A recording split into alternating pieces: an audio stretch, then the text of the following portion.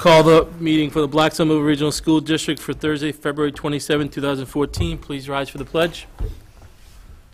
I pledge allegiance to the flag of the United States of America, and to the republic for which it stands, one nation, under God, indivisible, with liberty and justice for all. Please remain standing. At this time, I'd like to take a moment to recognize a couple of losses over the last several weeks. The first being Thomas W. Fury, longtime science teacher at the high school. Tom taught even in the old Blackstone High School. He had probably about 40 years of service to the district. And also the passing of Jake Gallerani, the young son of Jill Pilla Gallerani, who's our special ed team chair in the high school. Just a moment to reflect, please.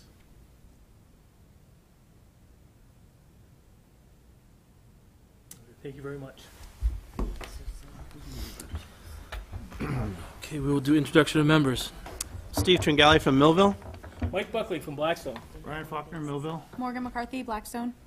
Kathy Robinson, Millville. Diane Robin, Blackstone. Erin Bonacco, Millville. Dr. Perry Davis, Superintendent of Schools. Bill Chaplin, Blackstone. We are going to continue move along. Just to let you know, we are going to do interviews starting at 6:30 and 8 o'clock tonight for the superintendent. Continue to do interviews. So you might hear me say moving along a little bit more as we go through. So we're going to do report of student representatives. Morgan McCarthy. So I have a message from Thomas, since he was unable to make it today, about band, because I'm not in the band. So Winter Percussion had its first 2 shows this past weekend and came in second out of 3 groups and first place out of 2 groups on Sunday at their home show. We have our next show Saturday the 8th at King Philip, and Student Council is taking 12 students to their annual MASC State Conference in Hyannis from Wednesday to Friday of next week. Tomorrow is the sophomore freshman semi at the school from 6 to 10, and I'm volunteering. They have a dessert table, and they just sold enough tickets today. They only had 47 tickets sold, and they have to have at least 100 to pay for everything, and they ended up having like over 100 students sign up, so that was good. Mr. BMR, rehearsals are starting. We have 10 or 12 contestants this year, and it's being held on March 13th at 7, I believe, in the high school auditorium. Winter sports have come to an official end. Sorry I haven't been here for the past 2 meetings. I've been at basketball games. We were trying to make up all these games at the end of the year with all the snow we got.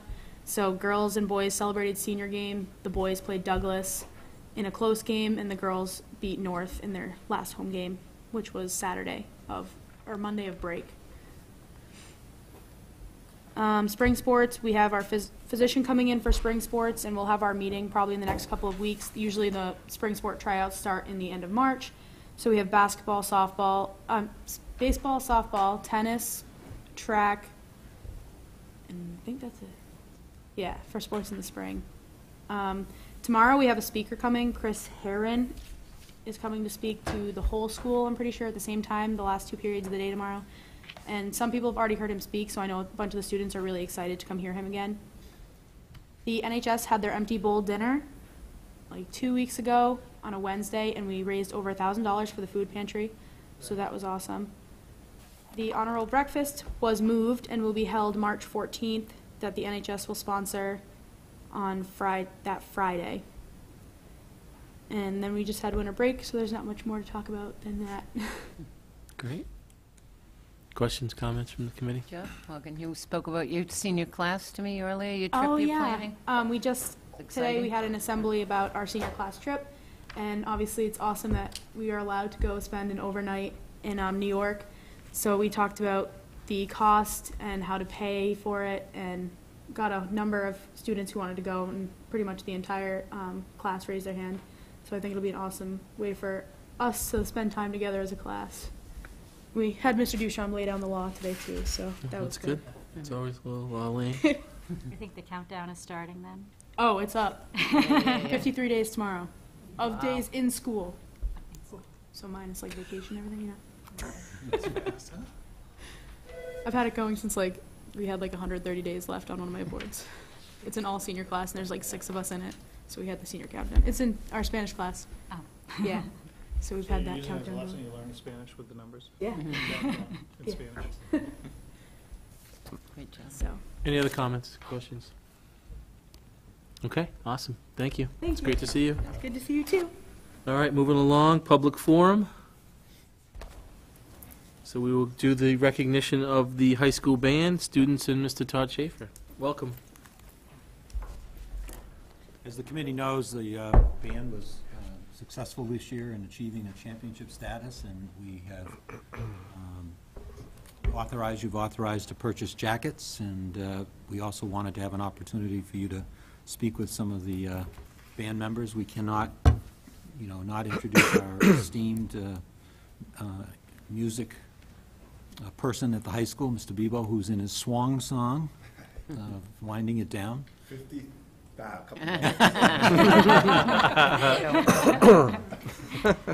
But let me turn it over to Mr. Schaefer to introduce the students that are with him and to say a little bit about the band competition this fall. Sure. We have our drumline section leader, who also happens to be the captain of our winter percussion team. It's been doing well so far, Jason Hill, who's a senior, and we have our clarinet section leader, Spencer Kozier. Both Welcome. seniors, senior leaders of this team. We had a great season.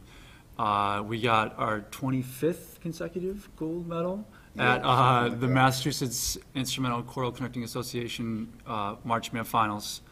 We won Division A, our first time going to Bands of America March Band competition, which is a national conference, and we went to their regional competition in Towson University in Maryland, which was a very special thing to go out the first time, win Division A, and then we ended our season by winning NESBA Championships, Division 5.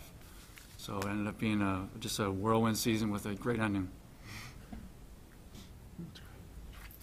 Any comment? I mean, for me, I was there for most. My daughter was in the color guard, and it was just a outstanding. Even though I work at King Philip, I was all BMR. I'm telling you right now. They were trying to get secrets from me, and I said, I'm not saying anything. It was a wonderful experience for me as a parent. I know my daughter was ecstatic the whole season. What about committee members? Thoughts, comments? Oh, congratulations, what a season you had. Very proud. Dr. Davis had asked me, because we have some new members on the committee, to show you what's one of the jackets. This is one of my older jackets, but I will tell you, it's the exact same jacket that the kids will get. And as you see, BMR on the back. All the kids, I never got you got one first time this year. It's great to have seniors get one for the first time, too. So Just only has them. Well, what happens is, if you don't know, I'm sure you know policy, you wrote the policy. Kids that already have a jacket, you only get one jacket throughout the high school your career, but if you don't, you get an extra patch as go along. So the people that didn't get a jacket will get a patch to go along with it. But along with that, we get the names on the side and names in front, and it goes like that. I'm sure we have a lot of these jackets out there. We certainly appreciate the efforts and the recognition that the school committee puts forward to making sure the kids are recognized for their excellence. And I'm just so pleased to say the excellence is still happening. And if you got a chance on Sunday between 1 and 2 o'clock, if you want to come down to the craft fair, Winter Percussion and Winter Guard will also be performing. We love to do local community performances all the time. And also the Woodland Choir will be performing it as well. So feel free to come on down and join us, and you can see some of the excellence in action.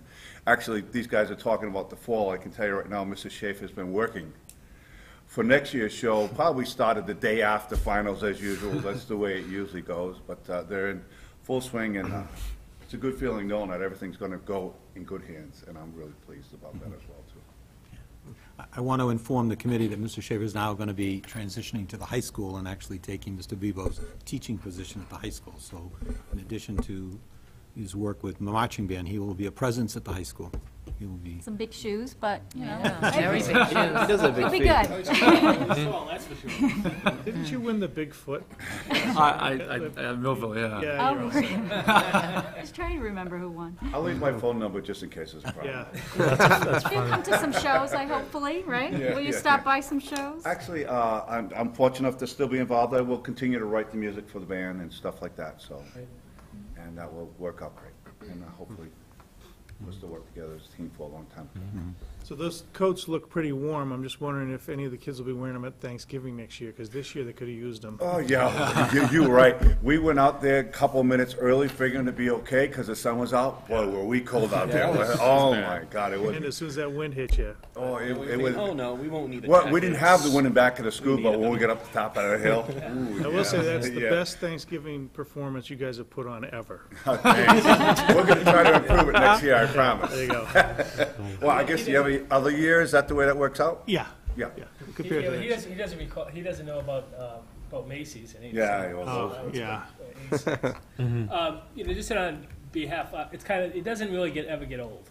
Right. I mean, this is tremendous, and a tremendous accomplishment. I had the good fortune of seeing the percussion show on Sunday. Amazing, really. You guys deserve a tip of the cap to a great show, and to all the people that operate behind the scenes, the instructors, the parents, and everyone that makes that happen. As you move on from BMI, you'll look back fondly on the opportunities that you've been given, and we hope that this continues for an awful long time. And the guy over there there's some story about him putting him in his retirement papers. I don't know. I think that it takes a vote of the committee. I don't think he's got the 6 votes he needs. But you might have to put my wife on it. But this is what it's all about: is the commitment of you guys as well as the people around you. So, congratulations, and keep up the good work. I like that shirt now. Thank you. Like that. That section actually got it for me as a gift for ending on a good note with the season. That's an excellent shirt. I think you've got a product there. Thank you. Well, clearly, the continued excellence will continue on, as you want. And I think he was the biggest foot. I don't think it was the big foot. The biggest foot.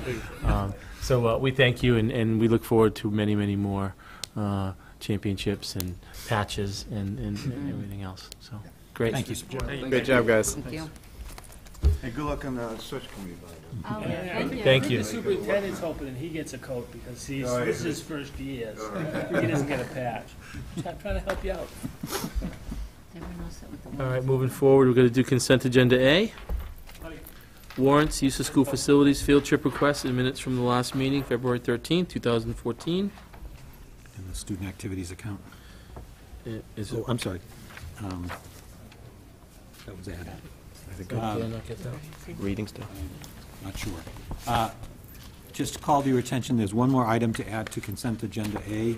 It's a student account, activities account. It's a transfer from the money market to the checking account. Student activities, as money is spent on student activities, we then have to vote to replenish the checking account, and it's that time. So we are moving $19,232.35 because the money's been spent, and we need to replenish the account. And that's on consent agenda A, Yes. All consent agenda Yeah, A. I'm sorry. so we just need a motion. Correct. Yeah, I'll make unless a there's a motion. question on it, I'd be glad to, but this is kind of a standard item. Make the motion. Second. Motion made by Mr. Faulkner, seconded by Mrs. Robinson. Any discussion? All those in favor, signify by saying aye. Aye. Aye, unanimous. I will pass around, there's it requires school committee signature for the auditors, so I'll start on this right, and then we'll pass it around. Under report of the superintendent, I just want to review the FY15 budget. What you have in your packet is a cover memo. We're continuing to work on the budget, but the format that's attached to my memo is just to bring it up by accounts, the function accounts, to let you know where we are. As I mentioned at the last meeting, we have a savings in health insurance because we were able to get the same premium rating that we have for the current year. That did save us a considerable amount of money, and that reduction has been made. There are several other accounts, that we've been able to realize some savings, and there are several accounts that are significantly above.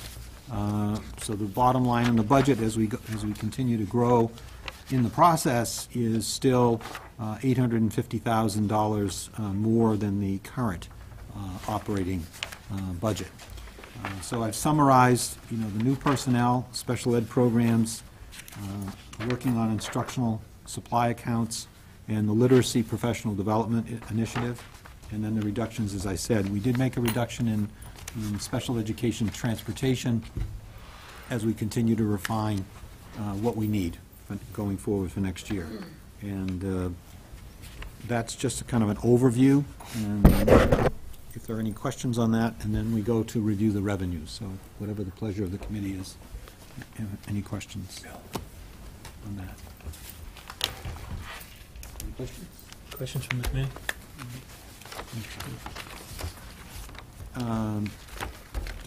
The next item is to look at the anticipated state aid revenues, which is an important part of the regional budget. An analysis in the memo of what is the increase in our regional Chapter 70 aid is up by $46,975. The regional transportation aid is up. Last year in the budget process, regional aid got upped, much further along in your budget process. So even though at the state level the budget was level funded in the governor's budget, the actual number, this is benchmarked against what you anticipated receiving this year. So the increase is compounded by, last year your number was a little lower because we didn't know.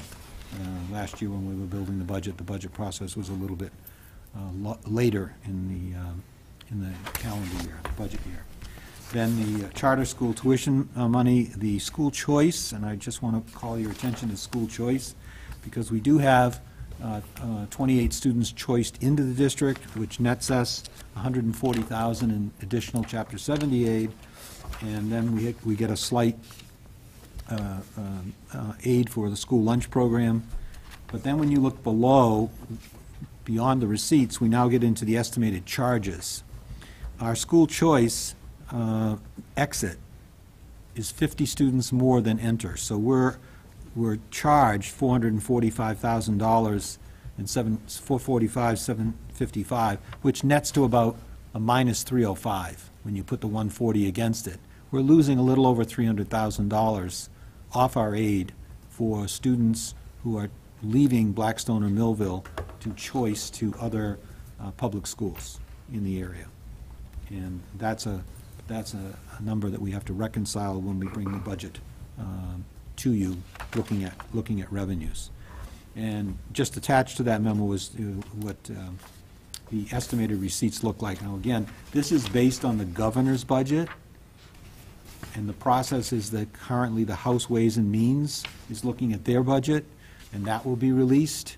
And then we have the Senate Ways and Means budget, that gets released, and then they go to conference committee to try to reconcile the differences relative to that. I can tell you that based on information from the Superintendent's Association, it does not look like regional transportation aid would be increased. That seems to be, a number that would not have an impact, and not an awful lot of pressure to raise that number. Which number? The regional transportation. The 433 appears to be governor. is a good number. Okay. Yes. Yeah. Okay. But the House and the Senate doesn't appear, even though the regional association is pushing for it. Needless to say, it's yes, we should do it, but nobody's jumping up and down saying we'll add more money to the process in terms of that. But the Chapter 70 aid, we're basically getting the $25 increase per student, which is the net of $46,975. Mr. Buckley, any other thing to add to that? I mean, it's No, I think the still important early thing in is to the understand process. on the regional transportation is that that's been under attack for the last several years, and I think our friend Steve Brewer, who's a senator out there in the foothills of the Berkshires, where he probably has most regional schools under his, has been a strong advocate. So has Dick Moore, been a strong advocate for that. But it's definitely under attack because, regular school districts do not get any transportation aid. So, so that's important that we kind of, that topped out at one time, and it was around 70%. It was probably as high as $500,000 or $600,000 at one time. This is, I don't know, probably about a 50%, even less than that, from what our costs are. Yeah. But, overall, I think it's pretty effective It'll be interesting, Dr. Davis, if there's any movement at all in the Chapter 70 number, especially with, and I urge you all to, check on all the candidates. There are several running for governor on both sides of the aisle.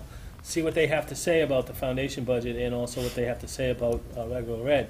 You will see an awful lot of edu-speak, if you will, around charters from some of the candidates.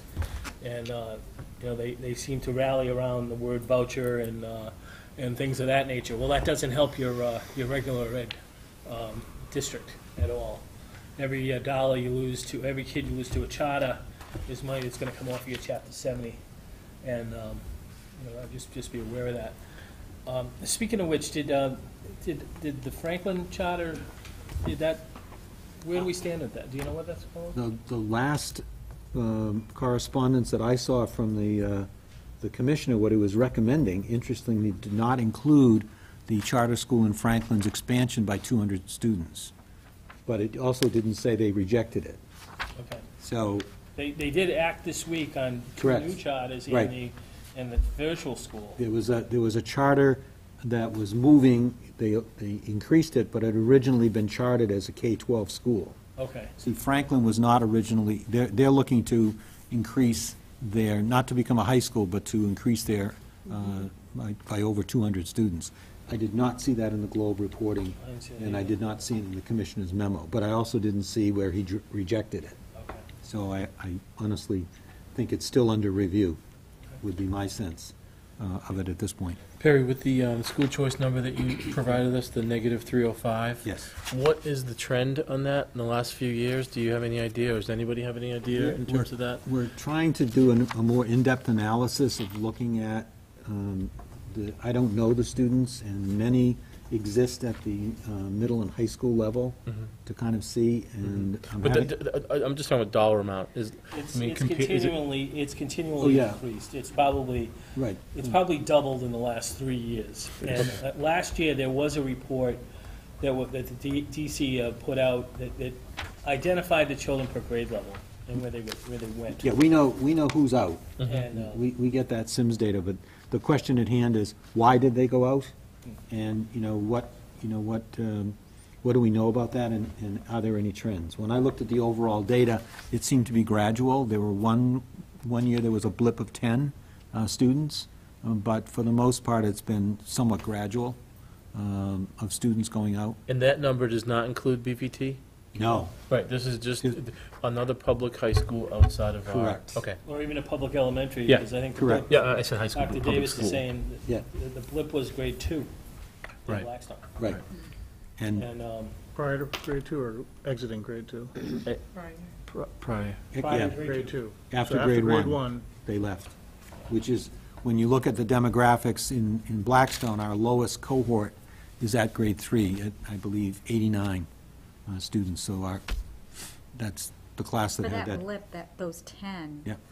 can we tell if they went to the same school, if they scattered? That's what I'm trying to ascertain in working with the principals. It's just, it needs more, it's not as easy as I thought it was, and I don't know the families and know the children, so, and I was, so I honestly, I know the numbers, but I don't know the reason behind it. Is there an exit kind of interview No. or something? No, they're just saying, nope, okay. In some cases, you don't know until the data comes in from the school, or at the beginning of the school year, if somebody is not coming to school, the follow-up phone call from the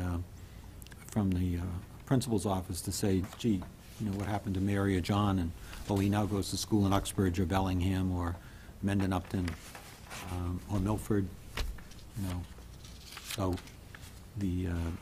There's no state report saying who's getting our money.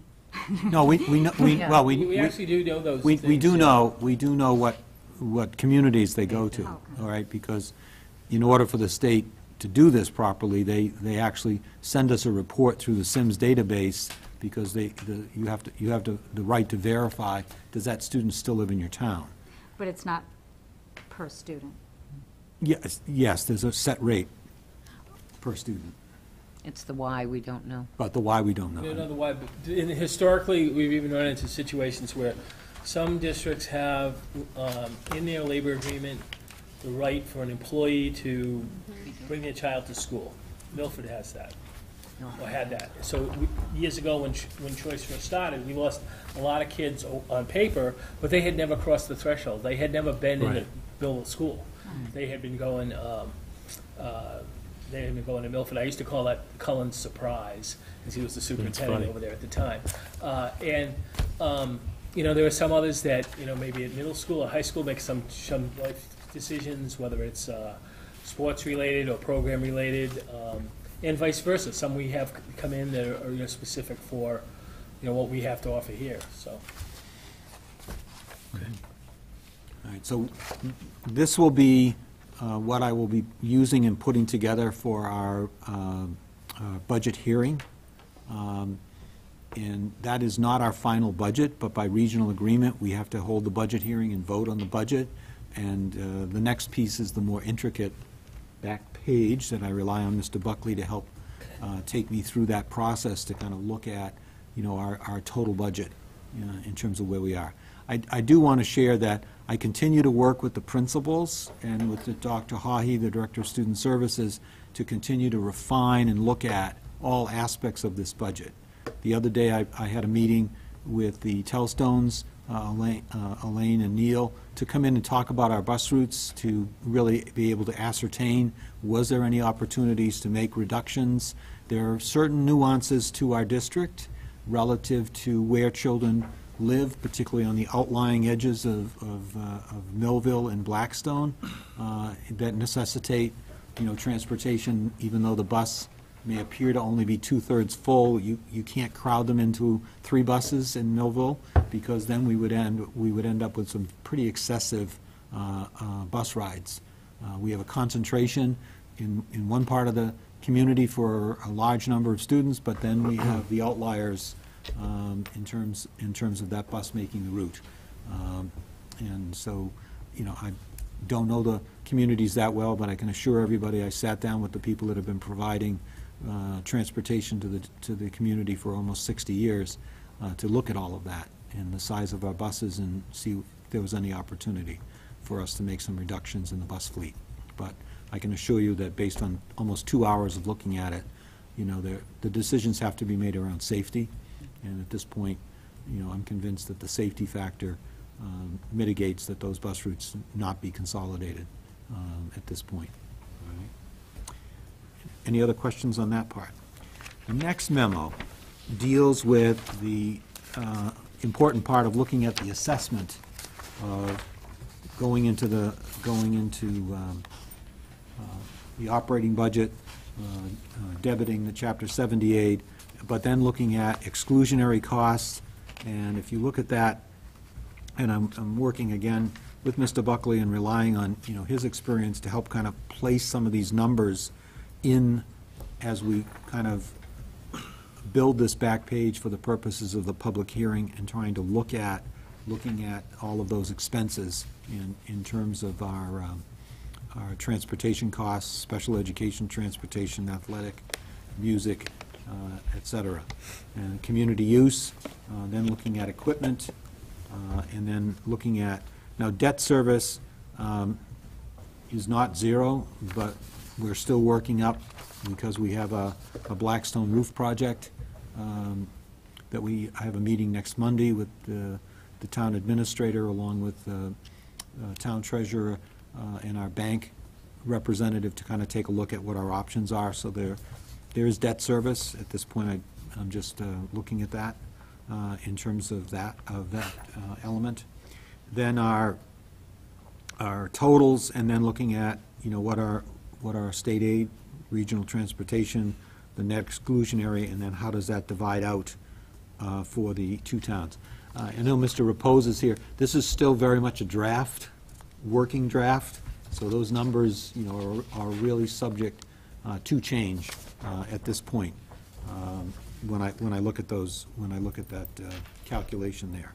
And then looking at the reimbursements, that's where you see that negative 305, 755 for the offset of school choice, how that plays out. And the bump in the transportation reimbursement, 279 last year to 433. That was explained in the previous? Yes, that Okay. was actually a low estimate at the time you had to set your budget. The 279? Right, Okay. because there was a push last year to reduce regional transportation, and it finally got brought back up. And at the point in which you have to make that budget decision, you have to go with what is on. But the House did restore, and this year the governor level funded it. The other variable on regional transport, there are 2 new regions because communities continue to regionalize. So like Air Shirley is now a region, and down on the Cape, Howard and Chatham, the Monomoy region. So every time you add a regional district, it's another district that's taking money out of that fund for regional transportation, plus everybody's transportation costs are usually going up. So, even at level fund, the expenses are going up, and in some cases, there are more regions, which means people get a smaller percentage in terms of that. I think there may be a third one, too. I think Acton Boxborough switched to K-12, where I was going to in fiscal 15. I heard that, I don't know if that's in play. It takes 2 years for that transportation to But kick I in. think on the chapters, I think you see it on the DOT that there is an impact. Yeah, okay, you may be right. Yeah, but that's one of the things that impacts that number when a new region gets added High school. to do that, They're only 712, yeah. in terms of that. On the next page, looking So at... does the other, those that aren't regionalized, does their pot grow? In other words? I didn't think so, I was No, just... remember, no other district other than regions gets regional transportation aid. So the town of Bellingham gets no transportation aid at all. Oh, okay. Only, All right. I thought they got some, they just no, got they get less. none. So just like in the case of Acton Boxborough, they had K-5 or K-6 individuals, they got no reimbursement For for that, transportation, okay. but they got reimbursement at 712. Now they get reimbursement K-12. I thought we just got a bigger percentage. No. Is there a deadline where they would have to solidify that before, July 1 is often used, so that if not regionalized by July 1, they're not Yes. getting into the pot? Correct, correct. Yeah, there's usually what we refer to as a one-year gap. They might take an estimate in the regionalization, but you don't, most communities, when they don't know what their transportation contract's going to look like until they go out to bid and go through a cycle. And it's a reimbursement, so you actually have, the reimbursement is based, principally on data from our end-of-the-year report for fiscal 13, not on our expenses, for fiscal 14. It's always, there's a lag, because the data obviously has to be collected and then it has to be put into it. So, that's why I say there's a lag year, even with forming a regional district. They do provide that district with some money, but the actual cycle of regional transportation begins a year later, all right, in terms of that. Then we get to the community contributions, minimum contribution, which plays into as the foundation budget formula is set, minimum contribution, and in Millville, the minimum contribution went up. So that has to be factored into the aid, because when aid is given to Blackstone Millville Regional School District, it's then designated by town. And therefore, if the community is designated on what is referred to as the cherry sheet, the revenue sheet, we have to apply the Blackstone number, and we have to apply the Millville number. We can't pool it and divide it by the regional agreement in terms of that. The other piece on that sheet is really at the bottom. I have not factored in the issues of additional revenue to come into the budget, but I do want to be clear in the change in strategy in the way I've presented the budget. When you look at those funds, when you're looking at those funds, what do we apply to school choice? Because it's a negative number, all right? It's a negative number, so we have to account for it, all right, in terms of that. There's a catch-all miscellaneous funds of receipts that we are attempting to kind of move. As you know, I asked you, and the school committee created the community use account, so that money is now in a revolving account. It's not a special revenue account. The preschool funds, what do we apply next year? You applied $50,000 this year.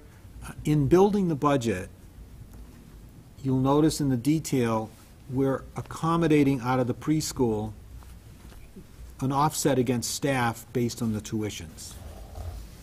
So actually, this will not appear now as a revenue because it's actually been accounted for in the budget. Yep. In the budget. Because technically, money that you collect for a preschool should be applied to preschool expenses. It's not a school revenue source. It really is an offset to that program, okay? The athletic reserve fund, there's still some money in that. The interest income, this is not a good year for interest with our investments, but there will be some, and that's a legitimate, pot of money to look at. The music and athletic fees, those have been tracking, based on the estimates of collecting 65,000. We're finished winter season going into spring, and it looks like we will definitely meet that figure of 65 and probably exceed it by a little bit. And so that'll be a fund. Then there's the magic number of excess and deficiency fund, your E&D account. And this is where the past practice of budgeting, you have spent a significant amount of money out of E&D to balance last year's budget. That's $655,693. When Mr. Eggert was here as your fiscal advisor, we're at about 2.5%. The state says you could be at 5, which for us is about $5.5 million. I'm not $5.5 million, $530,000. And it's strongly recommended, we can't take any more money out of E&D.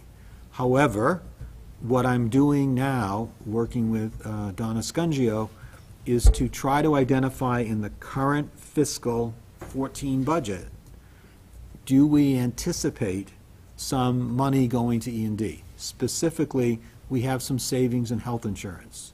If you recall, we were notified that our retirees on Medicare, the MedEx supplement, that program runs January 1 to December 31st. We were notified back in October that those rates were going to stay the same. We had anticipated an increase, so we have some savings there. We have some savings there. We also have encumbrances from fiscal 13. You're allowed, when you close out a fiscal year, if you have purchase orders to do something, you can keep that and you roll that money over in the budgeting process on the books as an encumbrance. We're now trying to close out all of those encumbrances. There was an encumbrance on that health reimbursement account. Mm-hmm. That came in much lower than we had what was budgeted, so that may be a source of adding to it. My goal is that as of tomorrow, Donna Scungio will close the books, and we will spend the next couple of weeks trying to identify in the current budget what money potentially could go to E&D. All right?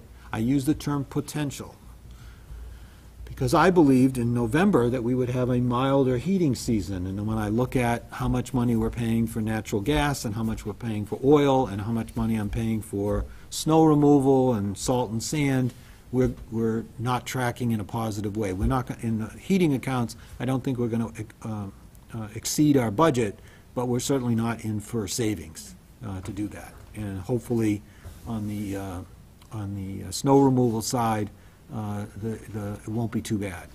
But I'm told Sunday that possibly we'll get some more snow, so it's not over yet. I need to call that to everybody's attention because that is a big gap to make up. That is a big gap to make up in working the budget. But we're committed, to try to identify monies that eventually could flow. And if we know we're going to put $300,000 or $150,000 more into E&D, the committee would have an option to consider going and making a transfer, in the budget process. So yes, we are going to try to get you that number.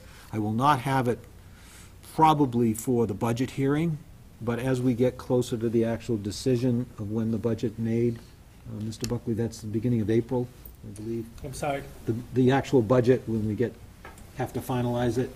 Well, we can, we have to send a certified budget down 40 days or 45 days Right, before the Millville town meeting. Which takes us on the 12th, that's what we will do. But we can make the adjustments right till the Correct. town meetings, Correct. basically. So we will be doing that, all right, looking at our numbers. The next line item is that circuit breaker account, and again, you will not see this way as a revenue. We're actually taking those reductions in the budget. So if you looked at the special ed tuition account, it was down by $275. Well, that's because we've applied $300,000 of circuit breaker. The good news is that our circuit breaker number for this year is coming in about $365. So I've asked Dr. Haughey, let's go back and let's apply more. So I met with him, and we're going to go back over that and be able to be a little bit more aggressive with the circuit breaker money. Is that number pretty firm? Yes, It is. because that's based on our prior year expense, so that's a firm number. That's a firm number, yes, that's correct, all right? What Yeah. was the reimbursement again, the percentage, like close to 7? Yeah, it's 75,000 times, 75% above 4 times the foundation budget, and it comes in this year at about 72, 73%. So for us, and you're subject to an audit on those every couple of years, so, certainly the conservative number that was used last year, anticipating an audit, you don't want to have a number that's going to be greater than what the DESC will certify. So the audit was successful, and we can be a little bit more aggressive with that number. So we will spend every available reimbursement money that we can apply to the process. All right. I now want to go back up to the top number, the Medicaid funds. Medicaid is a federal health program for disadvantaged families and children. We, as a district, are a qualified vendor to get reimbursement for health-related services that we provide to children on IEPs, specifically occupational therapy, physical therapy, sometimes speech and language, and sometimes some related therapies. And there's a lot of paperwork involved. Monique Senard can attest to that. There's a lot of paperwork involved in that. But again, the way the district has been handling that is kind of taking, a number. We want to go back and revisit that number and look at it. Again, I would recommend to this committee that, again, Medicaid should be applied back to the cost center that's generating those dollars. Specifically, it's special ed. So again, it should not be treated as a revenue as much as it's a collectible reimbursement that you should be offsetting your special ed budget to bring it in. But we're in the process of really looking at the claim.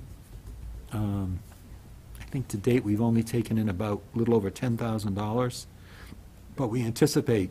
In May, they give you a big chunk. Right. That's one of the dilemmas, but I think it's an area that we want to revisit, because historically, what you've taken does not match what you actually collect. All right? But I don't want to misspeak and say that number might be 100,000. Which way? Up. Beyond, yeah, beyond. Again, those numbers, are subject to, the nuance of the Medicaid program and the documentation and submission. But we are going to get aggressive and look at that number. Are we confident that we're? You'll get at least 60. We're collecting Oh, what we yeah. could be? Is Yes. there more out there that we could? Or you think we're kind of doing what we're just not I'm tracking? impressed that the identification and the documentation is done in a very thorough manner. In terms of identifying children and families that are qualified for Medicaid. Once that's made, then their IEPs are scrutinized for the eligible reimbursements for that. So it's somewhat of a formula process to go through it, to deal with it. And there've been originally there was some concern that with the Affordable Care Act, there might be some nuance, on the Medicaid reimbursement. I think it's become very clear that that's not the case. That's not the case. That there would be some nuance, meaning reduction, in that area for special education. So the good news is I think everybody's worked hard on developing the budget. I think I've tried to give you a realistic appraisal of where the revenues are, and I think that's one of the missing links as we kind of move towards the assessment in terms of what we need. The last page is the capital costs. The capital costs, are pretty clear for the middle school and the sewer. Those are bonded projects. We have a schedule. We're plugging that in. The actual roof project for the high school, I talked to the architect today. It looks like probably we will be able to go out to bid for that project in about 6 weeks. We have taken out a bond anticipation note, so we will only be plugging in a number for interest on that. There would be no principal going into fiscal 15. So the numbers that you see there of 7,000 for Blackstone and almost 3,000 for Millville, those numbers will come in about the same. We'll know more, when we take a look at the bond anticipation note and work with our financial advisor on that. The JFK AFM is a Blackstone capital projects, that meaning that by the agreement, that's why I said we're meeting with the town manager and the town treasurer and our bank representative to talk about that, converting that to a bond. It's currently on a bond anticipation note to plug numbers into that as we look at it. There are no the implications for Millville for next year. We had town meeting and the capital article was unanimously approved. It now goes to the April 7th vote as a debt exclusion. The impact, we will just be putting in a number based on talking with the Unibank representative for interest only. It'll be a bond anticipation note that the district will take out, probably depending on when we need the cash, sometime after April 7th. So probably by May 1, we'll have our band for that, and the interest, it'll be just the interest that we'll pay on it. So there'll be some number plugged in here, but probably a relatively small number. I would say under $5,000, maybe even less. How many years left do we have on the middle school? I did not bring that schedule with me. Do you know, Mike? I'm thinking that it's done in 17, but I may be off by a year or so. Yeah, I have a schedule. Okay. I can. And is it? What about the sewer bond? Is that? That should be nearing completion. That was a 5-year. Yeah, I can get those schedules. That'd be great. Oh, that'd be awesome. That's all rolling out pretty quick. Yes, I have one question on the budget. Yes. And I'm supportive of the way you're doing it, Kerry, but and we've talked about this, just so we could call out where these like grants Yes. and things have been applied, so that the towns understand that Yes. in the past, that was kind of riding in the bottom. So, you look and you say, well, the special ed budget is only up 200,000. Well, yeah, well, we're setting a bunch of offsets in there. So to get a true number, and just so that, it's always a question, Where is the from money? my mother-in-law, about where's the circuit breaker? Yeah. So, Yeah. but I think that's important that we just be able to identify that. And have probably an explanation sheet of the new crossover of how we're doing it now, because I think it's the way you explain it, Perry. It's simple. Yeah, You know, and as you really, it look at should it. be that way. Good accounting practices would do But that. maybe not make it disappear completely off the back page, just with asterisks, so people know. Well, I think we need to footnote, because we're making a change. But I think in making my presentation at the budget hearing on March 12th, we need to talk about that. And I've been very candid in talking about it with town officials. But yes, there will be footnotes and summary, to indicate, what's happening with that money and the transition to do it. It really never should have been looked at as revenue, because it really is earmarked money. The state gives you circuit breaker to offset your special education counts. Your auditor looks at that, and you just can't take that money and do something else. And it has to be used within a two-year window. And it's allowed, again, because we're a region, you are allowed to take it in and hold it and pay for it, but it should not be considered a revenue in that sense. It's a directed, you know, it's a reimbursement to offset special ed. You know, the Commonwealth, I think, I co-chaired that committee as a superintendent, you know, trying to convince the legislature that we needed to have extraordinary relief for some of these extraordinary special education, and we came up with this concept of circuit breaker. I think everybody gets it, but the way it was being done, it almost looked like it was left hand, right hand, and it really isn't. It's special ed, much with Medicaid. That federal money that is a reimbursement, and are you in fact taking your Medicaid money and offsetting the cost of a occupational therapist or a physical therapist? Why? Because those are the services that are generating this reimbursement to do that.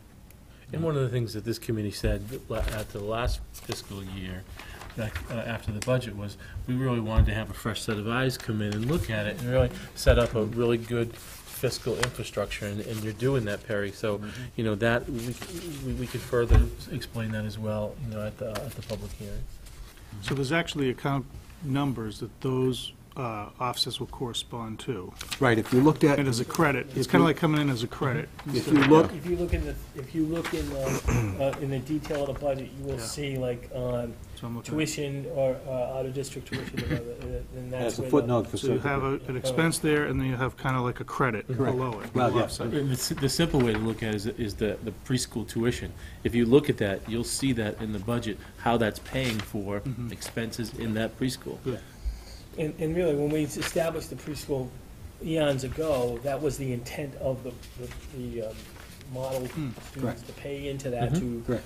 keep in that thing. But which is the practice. Yeah. But this is going to show the actual. It'd be Once very again, clear though, cut. It's a practice, but there's nothing to say that, you know, the next person that occupies the seat doesn't say, well, there's 50 grand I Some can lay money. my hand on, you know, hands on and so forth. So we did have some discussions about that many years ago where, you know, that was kind of like the case, and we said, no, we want to keep it in that program.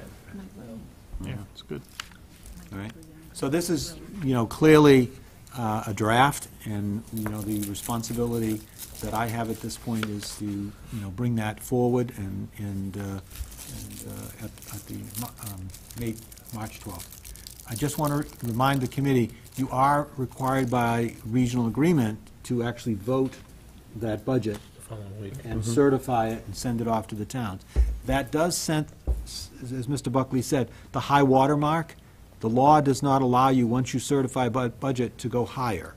You can go lower, but you can't go higher in your overall budget relative, you know, to expenses. So it's important, you know, that people understand that as we go forward, you know, we're trying to be conservative, but at the same time, we're really working hard to be very transparent on some of these numbers. But I do feel confident, at least in thinking about the state budget at this point. There does not appear to be too much controversy, you know, going on with the governor's budget relative to education.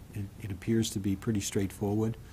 So I think those numbers are strong, and I think our circuit breaker numbers are strong to go forward. But, you know, that'll be part of that presentation, and to be able to respond and get that information out. And then from that point, you know, work closely with, you know, the finance committees in both towns and the Board of Selectmen to, you know, how does that all fit in to the overall fiscal reality for both towns. I will say that the Mass Municipal Association, there are a number of small towns that are really trying to advocate for additional state aid for small towns.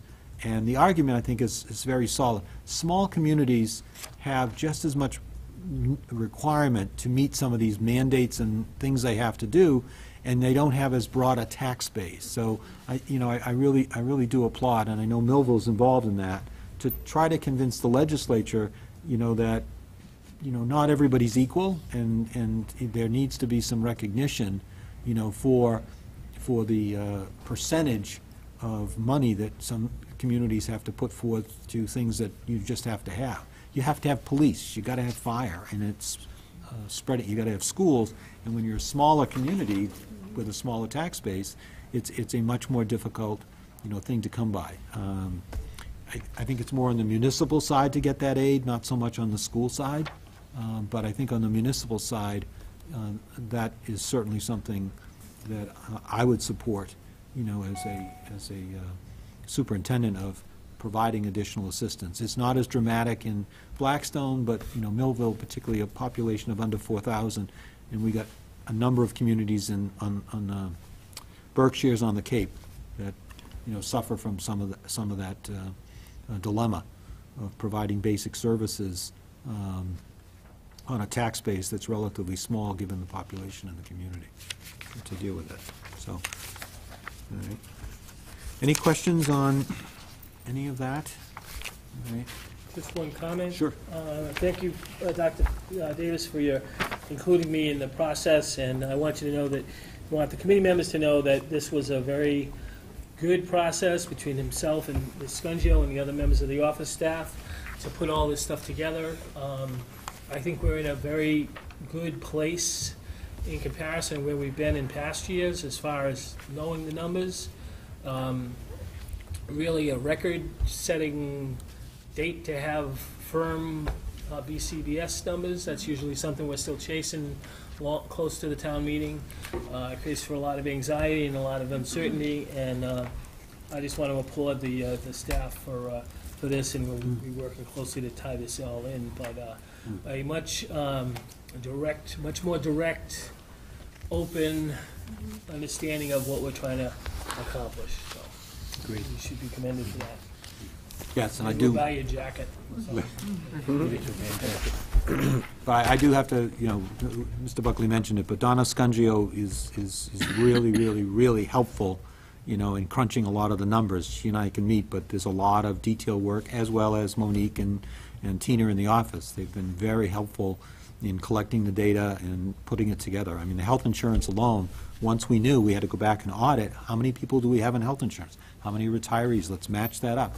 They turned that around in a few days to be able to generate a number and do it with the detail, as well as doing their regular work. I mean, the regular work never goes away, so it's a process. So yes, everybody's pulling and working together.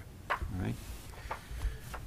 The next item is just an update on the JFK FM roof project. I don't like snow. Can I say that? I don't like snow. But the one thing that you know, the snowy winter has helped is to kind of identify some of the problems with the that will always be part of the JFK FM complex. That roof, you know, was designed the way it is, and the district has put a new roof on, and it is designed to offload snow. The dilemma we've had is we've had more snow. The weight is not as much of a problem, but the offloading of snow has become a little bit of a problem. So as I pointed out in the memo, we met with the architect and the project manager and Greenwood Industries, the contractor, the roofing contractor, and there is a change order that we are working on to put snow rails up on the roof to prevent some of the offloading of snow, particularly over doorways and exits, because we had this year, you know, that's much snow, and when you pull it, it comes, but in some cases, we need to catch it so it's not coming down and potentially blocking, you know, and having to wait to remove it. So I met with Maury Wolf today. He was out on site with the project manager from Arcadis, as well as the project person from Greenwood Industries, and we're in the process of doing a change order, which will probably add about $60,000 to the project. We have not touched the contingency on the project, so we do have the money. How much is that, What? the contingency? About 100,000, 102. I didn't bring that with me, but yes. We have not touched that. We've been very lucky, you know, in terms of the project. But better to happen now, because now we can fix it when we have the money and move forward, and it's corrected. May not have come to light if we'd had a mild winter and didn't see this, problem.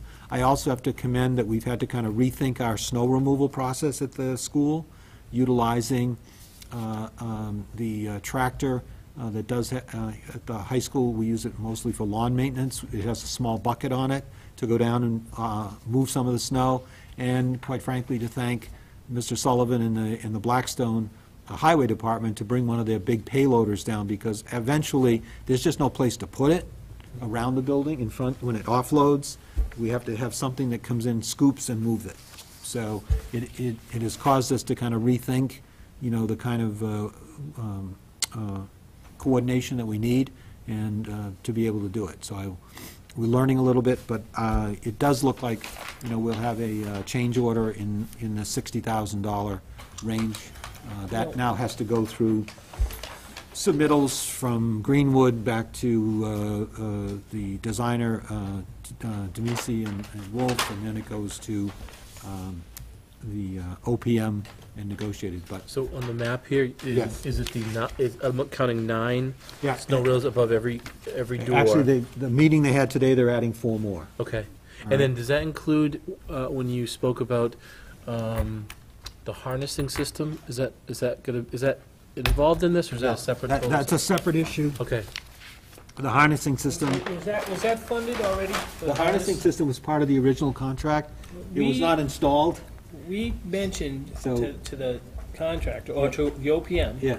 a year ago, Mm-hmm. that it would have to have some kind of a break by the openings. And obviously, that either didn't get included, or, Well, it got included as small breaks, oh, okay. not big enough. There are breaks to collect, but it's too much. So these snow rails are bigger, and they're really designed to kind of hold it. And they're still designed that the custodians can pull the snow rakes on the side and get the snow off, all right? Yes, if you notice, if you've been to the school, there are downspouts and things. There is a small item to prevent some of that snow and ice, but when you get 15 inches, it's more than it can handle. So now we're going to what are called snow rails. And fortunately, it happened while we still have money for the project, all right? How is the roof holding up? Roof with is all fine. this? Structurally, we had a couple of vent pipes that the weight of the snow pushed, but the contractor is going to repair them. That we had 2 vent pipes in 2 rooms in the AFM section of the building that have, they originally designed as rooms to have science, and they had a lab table, and there's a vent pipe Right. that goes up the exterior of the wall, and that got hit, and that's being repaired, Okay. all right, in terms of the weight. I did see people up there shoveling or something not too long ago, but was that the company?